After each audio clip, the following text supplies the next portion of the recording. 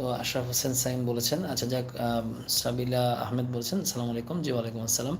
তো আমরা সর্বশেষ যে অংশটা সেটা হচ্ছে যে বাচ্চাদের রক্ত যদি শূন্যতা আমরা নির্ণয় করতে পারি, অথবা রক্ত শূন্যতা যদি কোনো বাচ্চার থাকে, তাহলে হচ্ছে করণীয় কী, এবং হচ্ছে যে বাচ্চার কী চিকিৎসা আমরা দেব, সেটা কিন্তু আমরা একটু আলাপ করব।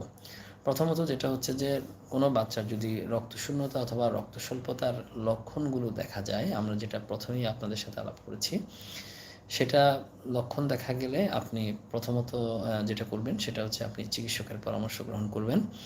রক্ত স্বল্পতার লক্ষণগুলো সম্পর্কে যেহেতু আপনি জানেন, যদি লক্ষণগুলো থাকে কারণটা নির্ণয় করাটা জরুরি।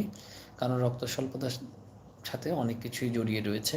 রক্ত স্বল্পতা, রক্ত কণিকা উৎপাদনের যে উপাদান, সেই উপাদানে যদি ঘাটতি থাকে তাহলেও কিন্তু রক্ত স্বল্পতা হতে পারে। রক্ত উৎপাদনের যে স্থান মানে অস্থিমজ্জা, সেখানে যদি কোনো সমস্যা হয় তাতেও কিন্তু রক্ত স্বল্পতা হতে পারে।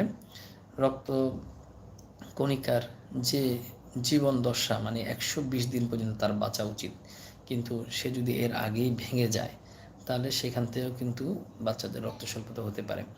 এবং রক্ত উৎপাদন করার জন্য যে হরমোনাল যে সাপোর্ট, সেগুলো যদি কোনো কারণে ঘাটতি থাকে সেখান থেকেও কিন্তু বাচ্চাদের রক্ত স্বল্পতা হতে পারে। তাহলে মাল্টিপল অনেকগুলো কারণে যেহেতু রক্ত স্বল্পতা হতে পারে, সেহেতু